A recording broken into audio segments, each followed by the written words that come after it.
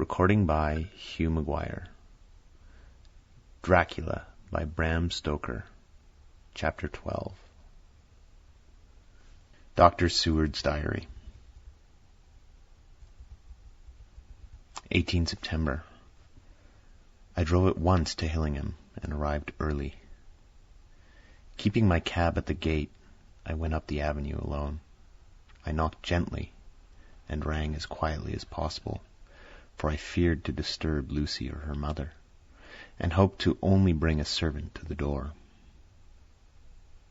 After a while, finding no response, I knocked and rang again. Still no answer. I cursed the laziness of the servants that they should lie abed at such an hour, for it was now 10 o'clock, and so rang and knocked again, but more impatiently, but still without response. Hitherto I had blamed only the servants, but now a terrible fear began to assail me.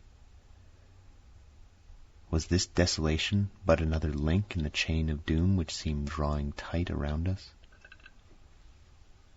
Was it indeed a house of death to which I had come too late? I know that minutes, even seconds of delay, might mean hours of danger to Lucy, if she had had again one of those frightful relapses, and I went round the house to try if I could find by chance an entry anywhere. I could find no means of ingress. Every window and door was fastened and locked, and I returned baffled to the porch. As I did so, I heard the rapid pit-pat of a swiftly driven horse's feet. They stopped at the gate, and a few seconds later I met Van Helsing running up the avenue. When he saw me, he gasped out, "Then it was you, and just arrived. How is she? Are we too late? Did you not get my telegram?" I answered as quickly and coherently as I could that I had only got his telegram early in the morning, and had not a minute in coming here, and that I could not make anyone in the house hear me. He paused and raised his hat as he said solemnly, "Then I fear we are too late. God's will be done." With his usual recuperative energy, he went on, "Come! If there be no way open to get in, we must make one. Time is all in all to us now." We went round to the back of the house, where there was a kitchen window. The professor took a small surgical saw from his case, and handing it to me, pointed to the iron bars which guarded the window. I attacked them at once, and had very soon cut through 3 of them. Then, with a long, thin knife, we pushed back the fastening of the sashes and opened the window. I helped the professor in, and followed him. There was no one in the kitchen or in the servants' rooms, which were close at hand. We tried all the rooms as we went along, and in the dining room, dimly lit by rays of light through the shutters, found 4 servant women lying on the floor. There was no need to think them dead, for their stertorous breathing and the acrid smell of laudanum in the room left no doubt as to their condition. Van Helsing and I looked at each other, and as we moved away, he said, "We can attend to them later." Then we ascended to Lucy's room. For an instant or two we paused at the door to listen, but there was no sound that we could hear. With white faces and trembling hands, we opened the door gently and entered the room. How shall I describe what we saw? On the bed lay 2 women, Lucy and her mother.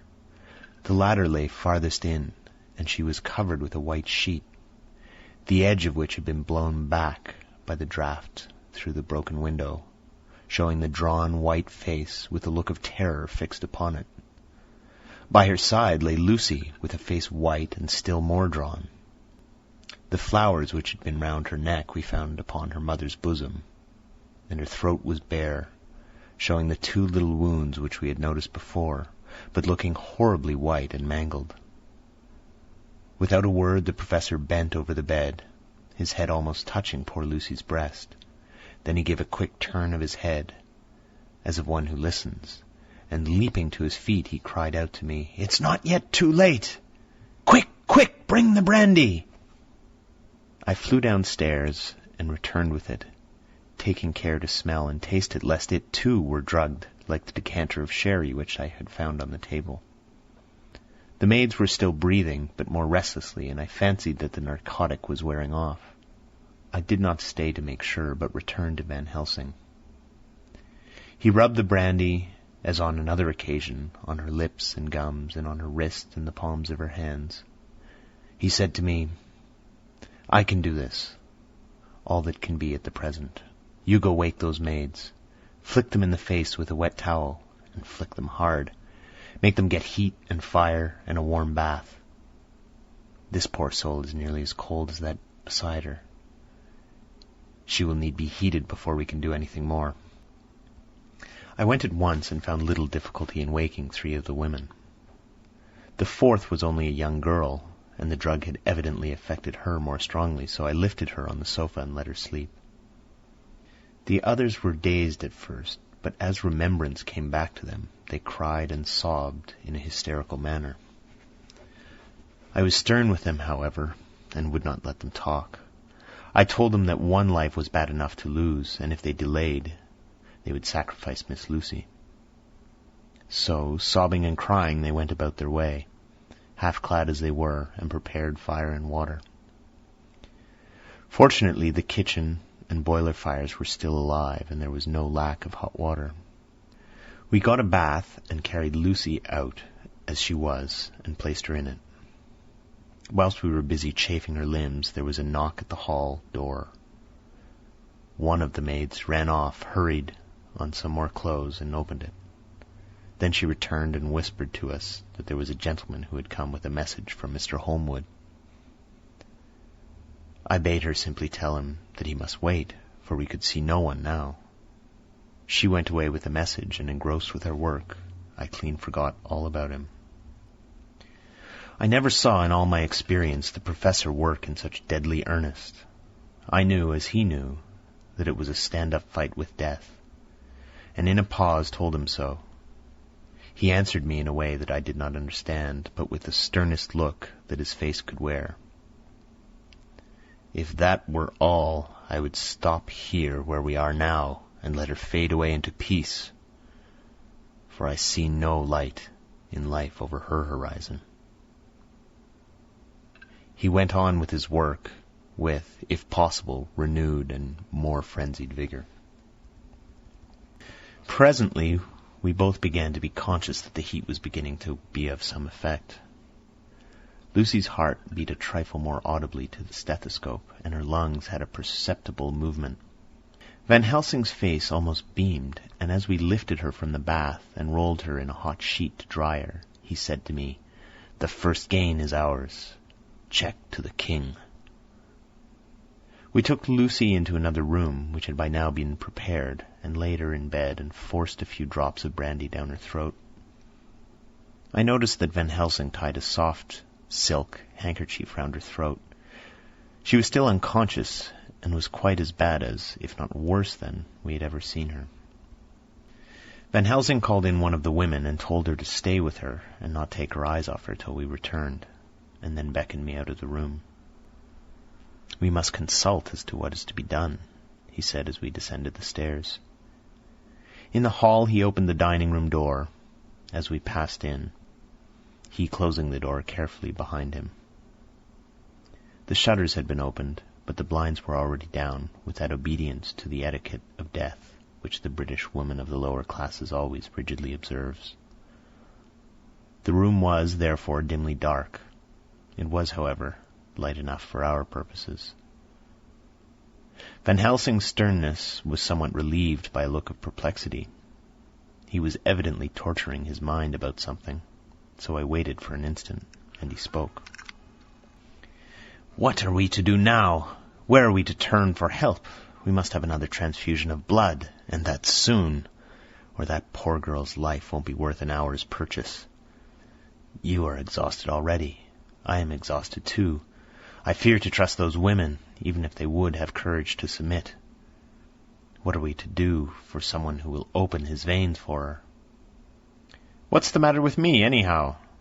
The voice came from the sofa across the room, and its tones brought relief and joy to my heart, for they were those of Quincey Morris. Van Helsing started angrily at the first sound, but his face softened and a glad look came into his eyes as I cried out, "Quincey Morris!" and rushed towards him with outstretched hands. "What brought you here?" I cried as our hands met. "I guess art is the cause." He handed me a telegram. "Have not heard from Seward for 3 days. Am terribly anxious. Stop. Cannot leave. Stop. Father still in same condition. Stop. Send me word how Lucy is. Stop. Do not delay. Stop. Holmwood." "I think I came just in the nick of time.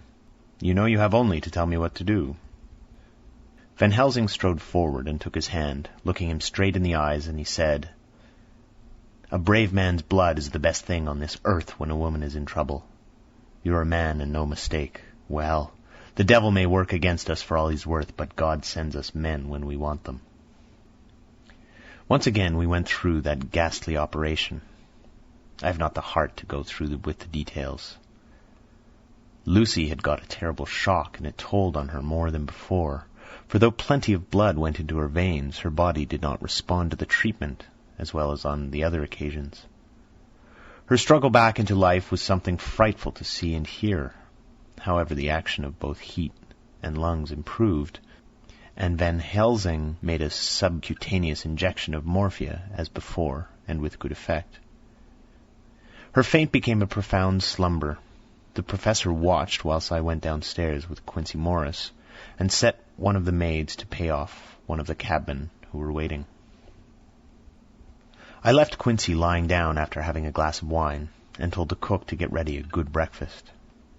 Then a thought struck me, and I went back to the room where Lucy was now. When I came softly in, I found Van Helsing with a sheet or two of notepaper in his hand.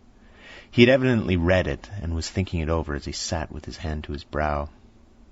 There was a look of grim satisfaction in his face, as of one who has had a doubt solved. He handed me the paper, saying only, "It dropped from Lucy's breast when we carried her to the bath."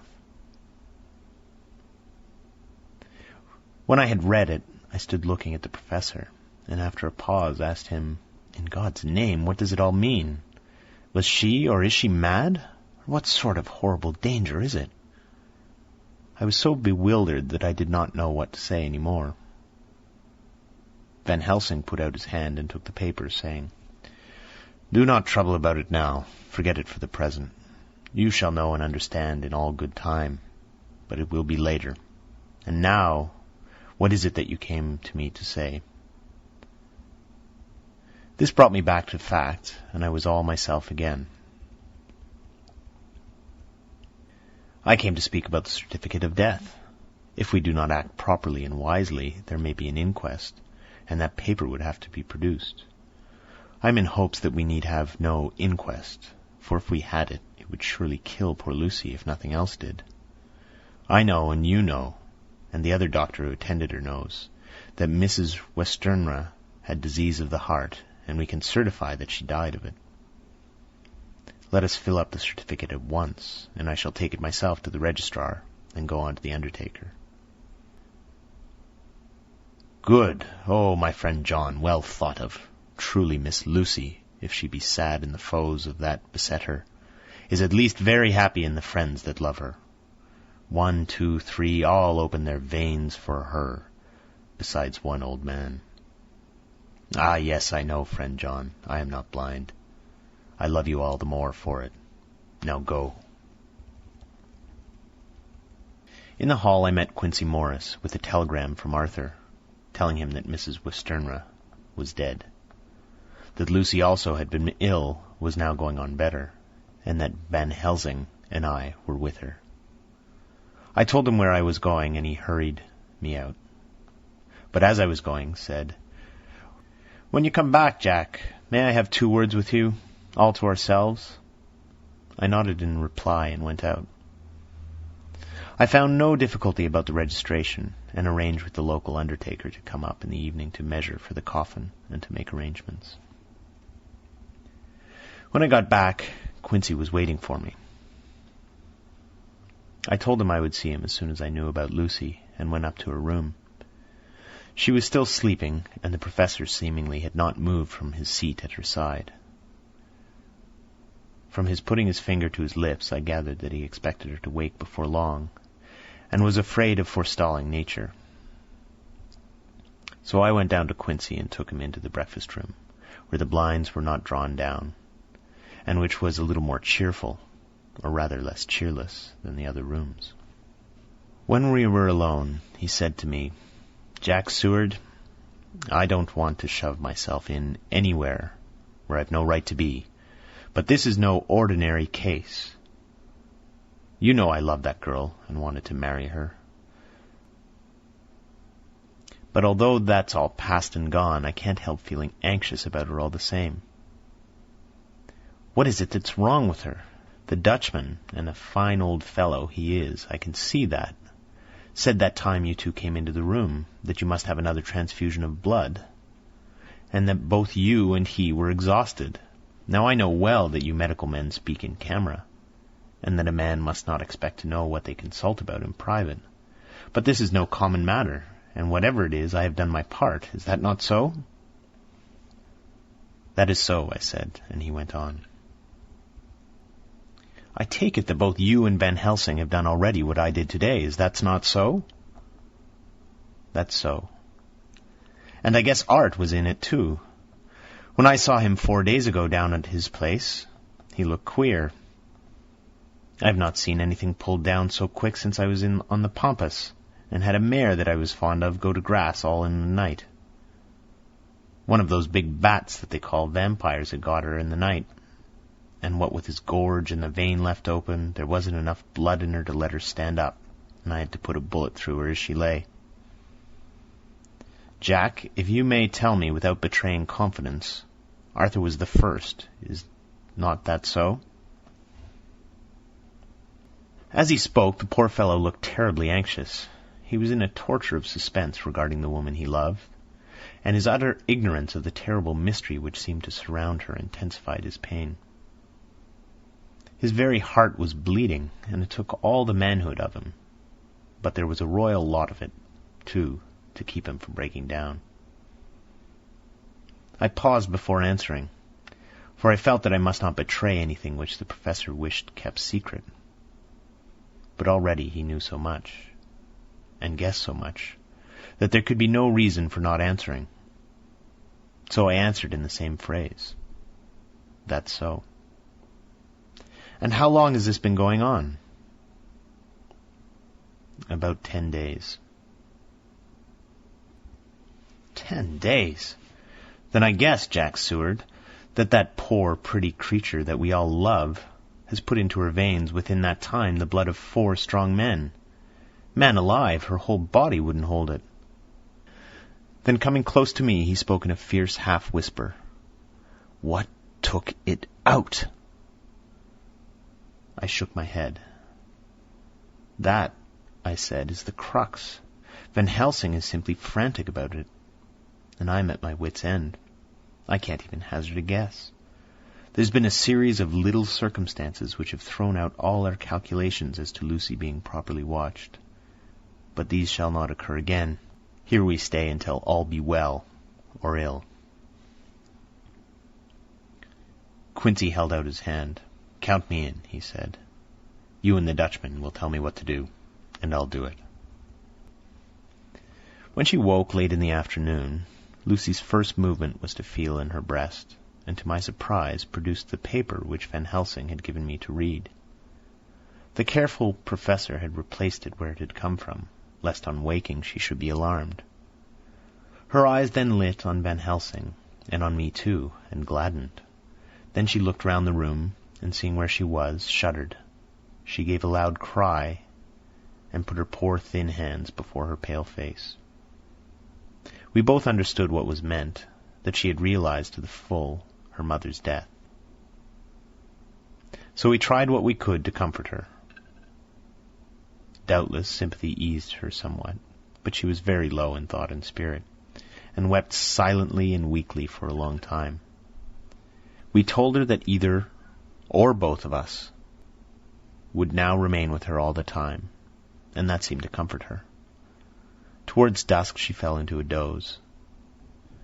Here a very odd thing occurred. While still asleep, she took the paper from her breast and tore it in two. Van Helsing stepped over and took the pieces from her.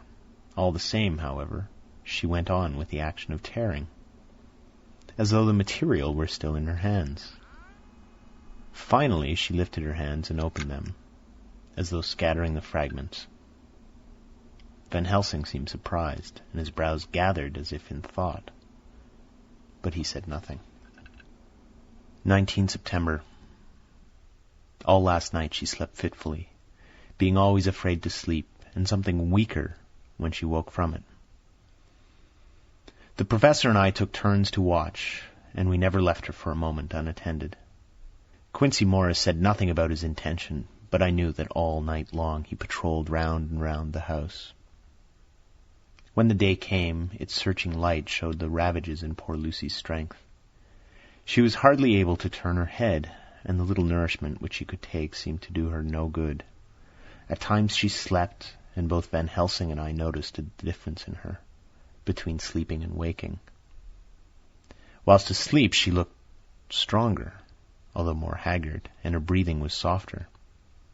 Her open mouth showed pale gums drawn back from the teeth, which looked positively longer and sharper than usual. When she woke, the softness of her eyes evidently changed the expression, for she looked her own self, although a dying one. In the afternoon she asked for Arthur, and we telegraphed for him. Quincey went off to meet him at the station. When he arrived, it was nearly 6 o'clock, and the sun was setting full and warm, and the red light streamed in through the window and gave more color to the pale cheeks. When he saw her, Arthur was simply choking with emotion, and none of us could speak. In the hours that had passed, the fits of sleep, or the comatose condition that passed for it, had grown more and more frequent, so that the pauses when the conversation was possible were shortened. Arthur's presence, however, seemed to act as a stimulant. She rallied a little and spoke to him more brightly than she had done since we arrived. He too pulled himself together and spoke as cheerily as he could, so that the best was made of everything. It is now nearly 1 o'clock, and he and Van Helsing are sitting with her. I am to relieve them in a quarter of an hour, and I am entering this on Lucy's phonograph. Until 6 o'clock they are to try to rest. I fear that tomorrow will end our watching, for the shock has been too great. The poor child cannot rally. God help us all. Letter. Mina Harker to Lucy Resternra, unopened by her. 17 September. My dearest Lucy, it seems an age since I had heard from you, or indeed since I wrote. You will pardon me, I know, for all my faults when you have read all my budget of news. Well, I got my husband back all right. When we arrived at Exeter, there was a carriage waiting for us, and in it, though he had an attack of gout, Mr. Hawkins. He took us to his house, where there were rooms for us, all nice and comfortable, and we dined together.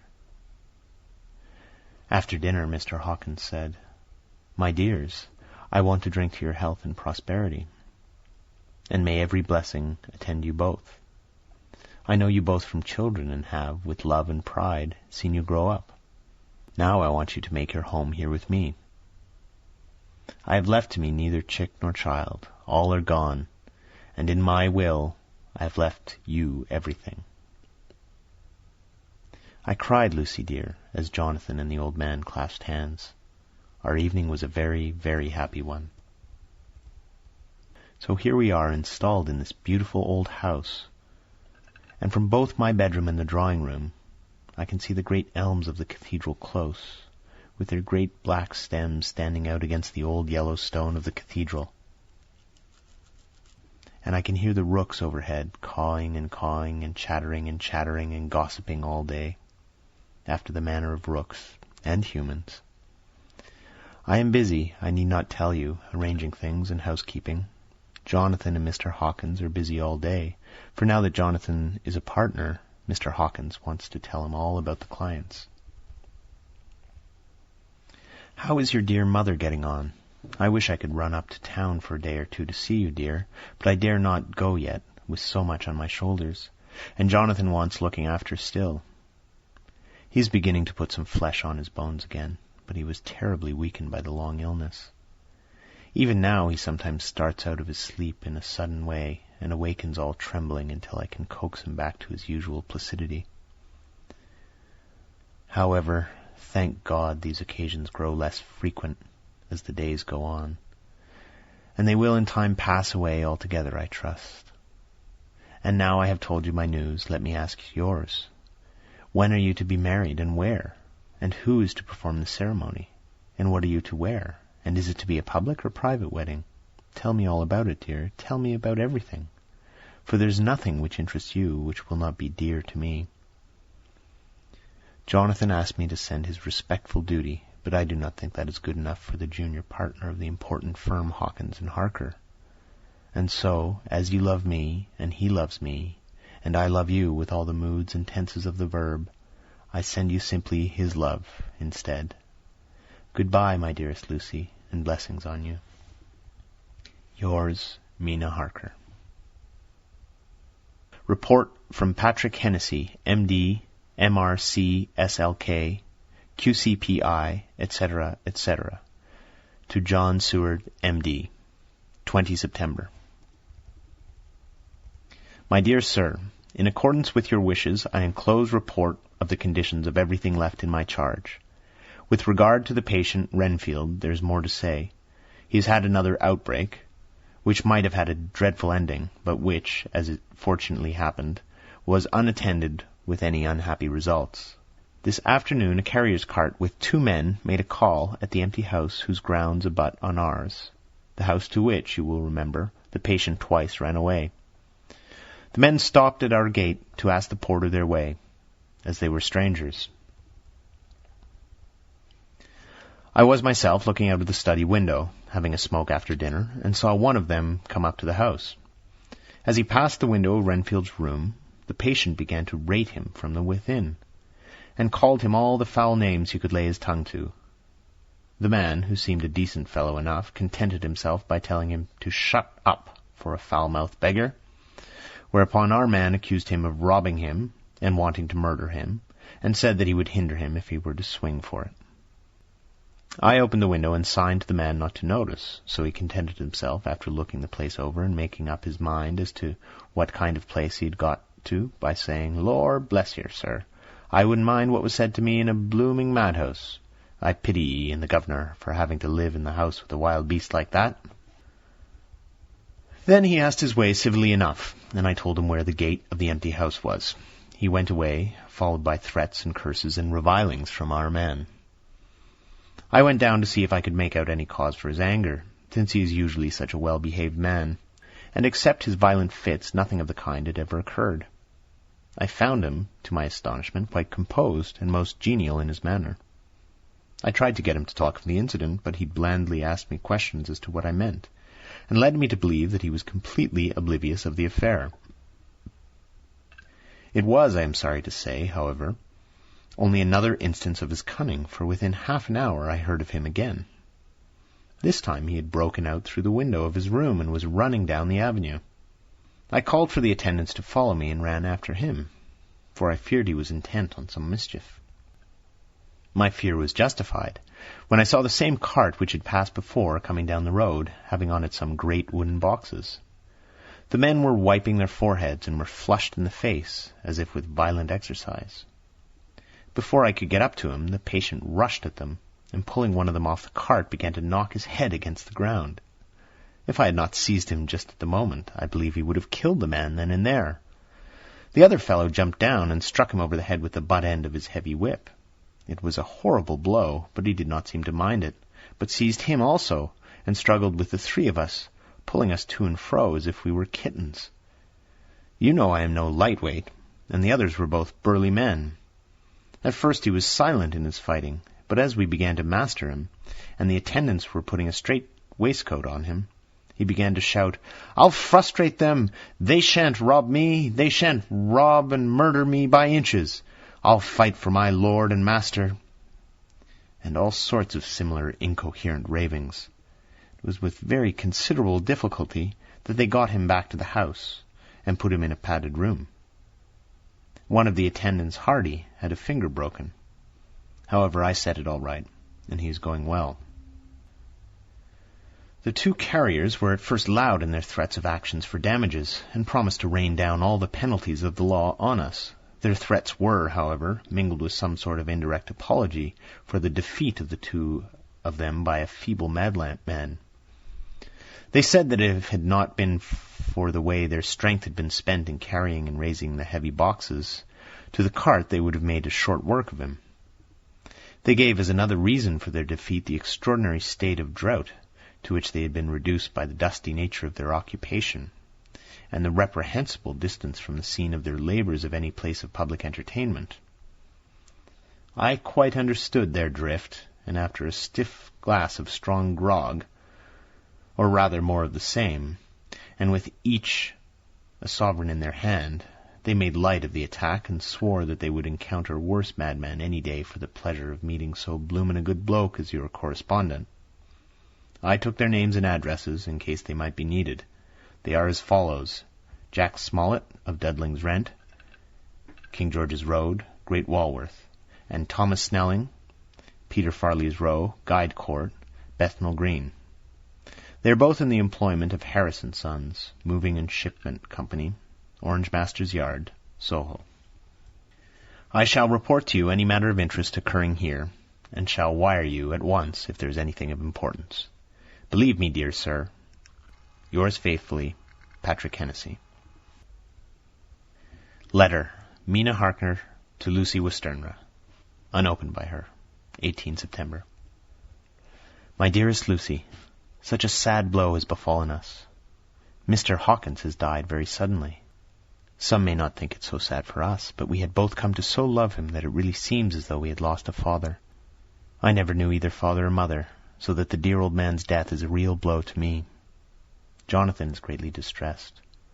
It is not only that he feels sorrow, deep sorrow, for the dear, good man who has befriended him all his life, and now at the end has treated him like his own son and left him a fortune to which people of our modest bringing up, his wealth beyond the dream of avarice. But Jonathan feels it on another account. He says the amount of responsibility which it puts upon him makes him nervous. He begins to doubt himself. I try to cheer him up, but my belief in him helps him to have a belief in himself. But it is here that the grave shock that he experienced tells upon him the most. Oh, it is too hard that a sweet, simple, noble, strong nature such as his, a nature which enabled him by our dear, good friend's aid to rise from clerk to master in a few years, should be so injured that the very essence of his strength is gone. Forgive me, dear, if I worry you with my troubles in the midst of your own happiness, but, Lucy, dear, I must tell someone, for the strain of keeping up a brave and cheerful appearance to Jonathan tires me, and I have no one here that I can confide in. I dread coming up to London, as we must do the day after tomorrow, for poor Mr. Hawkins left in his will that he was to be buried in the grave with his father. As there are no relations at all, Jonathan will have to be chief mourner. I shall try to run over to see you, dearest, if only for a few minutes. Forgive me for troubling you. With all blessings, your loving Mina Harker. Dr. Seward's Diary, 20 September. Only resolution and habit can let me make an entry tonight. I am too miserable, too low-spirited, too sick of the world and all in it, including life itself, that I would not care if I heard this moment the flapping of the wings of the angel of death. And he has been flapping those grim wings to some purpose of late. Lucy's mother and Arthur's father, and now... Let me get on with my work. I duly relieved Van Helsing in his watch over Lucy. We wanted Arthur to go and to rest also, but he refused at first. It was only when I told him that we should want him to help us during the day, and that we must not all break down for want of rest, lest Lucy should suffer, that he agreed to go. Van Helsing was very kind to him. "Come, my child," he said, "come with me. You are sick and weak, and have had such sorrow and much mental pain, as well as that tax on your strength that we know of. You must not be alone, for to be alone is to be full of fears and alarms. Come to the drawing-room. where there is a big fire, and there are 2 sofas. You shall lie on one, and I on the other, and our sympathy will be comfort to each other, even though we do not speak, even if we sleep." Arthur went off with him, casting back a longing look on Lucy's face, which lay in her pillow, almost whiter than the lawn. She lay quiet and still, and I looked round the room to see that all was as it should be. I could see that the professor had carried out in this room, as in others, his purpose of using the garlic. The whole of the window sashes reeked with it, and round Lucy's neck, over the silk handkerchief in which Van Helsing made her keep on, was a rough chaplet of the same odorous flowers. Lucy was breathing somewhat stertorously, and her face was at its worst, for the open mouth showed pale gums. Her teeth in the dim, uncertain light seemed longer and sharper than they had been in the morning. In particular, by some trick of the light, the canine teeth looked longer and sharper than the rest. I sat down beside her, and presently she moved uneasily. At the same moment there came a sort of dull flapping or buffeting at the window. I went over to it softly and peeped out by the corner of the blind. There was full moonlight, and I could see that the noise was made by a great bat which wheeled round, doubtless attracted by the light, although so dim, and every now and again struck the window with its wings. When I came back to my seat, I found that Lucy had moved slightly, and had torn away the garlic flowers from her throat. I replaced them as well as I could, and sat watching her. Presently she woke, and I gave her food, as Van Helsing had prescribed. She took but a little, and that languidly. There did not seem to be with her now the unconscious struggle for life, and the strength that had hitherto marked her illness. It struck me as curious that the moment she became conscious she pressed the garlic flowers close to her. It was certainly odd that whatever she got into that lethargic state, with the stertorous breathing, she put the flowers from her, but that when she waked she clutched them close. There was no possibility of making any mistake about this, for in the long hours that followed she had many spells of sleeping and waking, and repeated both actions many times. At 6 o'clock Van Helsing came to relieve me. Arthur had then fallen into a doze, and he mercifully let him sleep on. When he saw Lucy's face, I could hear the hissing indraw of breath, and he said to me in a sharp whisper, "Drop the blind. I want light." Then he bent down, and with his face almost touching Lucy's, examined her carefully. He removed the flowers and lifted the silk handkerchief from her throat. As he did so, he started back, and I could hear his ejaculation, "Mein Gott!" and it was smothered in his throat. I bent over and looked, too, and as I noticed, some queer chill came over me. The wounds on her throat had absolutely disappeared. For fully 5 minutes Van Helsing stood looking at her, with his face at its sternest. Then he turned to me and said calmly, "She is dying. It will not be long now. It will be much difference, mark me, whether she dies conscious or in her sleep. Wake that poor boy, and let him come to see the last. He trusts us, and we have promised him." I went to the dining room and waked him. He was dazed for a moment, but when he saw the sunlight streaming in through the edges of the shutters, he thought he was late and expressed his fear. I assured him that Lucy was still asleep, but told him as gently as I could that both Van Helsing and I feared that the end was near. He covered his face with his hands and slid down on his knees by the sofa, where he remained, perhaps a minute, with his head buried, praying, whilst his shoulders shook with grief. I took him by the hand and raised him up. "Come," I said, "my dear old fellow. Summon all your fortitude. It will be best and easiest for her." When we came into Lucy's room, I could see that Van Helsing had, with his usual forethought, been putting matters straight and making everything look as pleasing as possible. He had even brushed Lucy's hair so that it lay on the pillow in its usual sunny ripples. When we came into the room, she opened her eyes, and seeing him, she whispered softly, "Arthur, oh, my love, I'm so glad you have come." He was stooping to kiss her when Van Helsing motioned him back. "No," he whispered, "not yet. Hold her hand. It will comfort her more." So Arthur took her hand and knelt beside her, and she looked her best, with all the soft lines matching the angelic beauty of her eyes.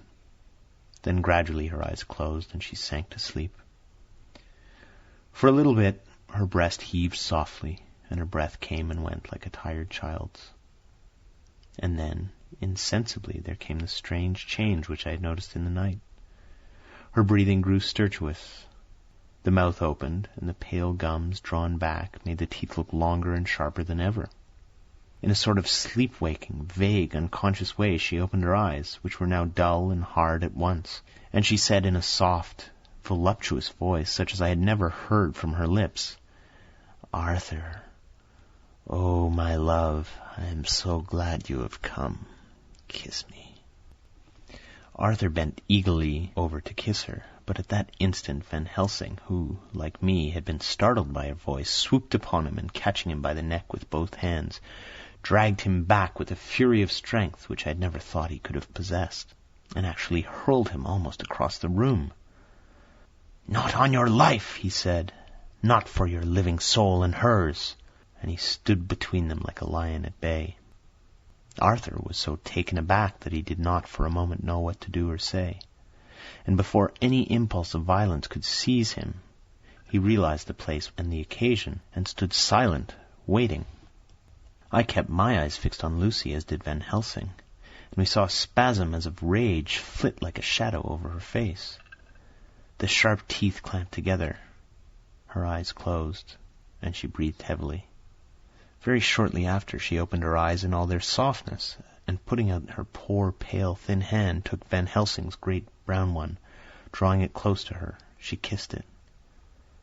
"My true friend," she said in a faint voice, but with untellable pathos. "My true friend, and his. Oh, guard him, and give me peace." "I swear it," he said solemnly, kneeling beside her, and holding up his hand as one who registers an oath. Then he turned to Arthur and said to him, "Come, my child, take her hand in yours and kiss her on the forehead, and only once." Their eyes met instead of their lips, and so they parted. Lucy's eyes closed, and Van Helsing, who had been watching closely, took Arthur's arm and drew him away. And then Lucy's breathing became stertorous again, and all at once it ceased. "It's all over," said Van Helsing.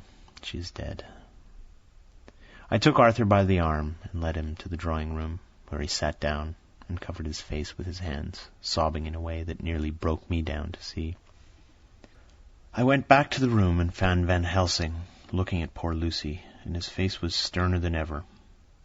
Some change had come over her body. Death had given back part of her beauty, for her brow and cheeks had recovered some of their flowing lines. Even the lips had lost their deadly pallor. It was as if the blood, no longer needed for the working of the heart, had gone to make the harshness of death as little rude as might be. We thought her dying while she slept, and sleeping while she died. I stood beside Van Helsing and said, "Ah, well, poor girl, there's peace for her at last. It is the end." He turned to me and said with a grave solemnity, "Not so, alas, not so. It is only the beginning." When I asked him what he meant, he only shook his head and answered, "We can do nothing as yet. Wait and see." End of chapter 12.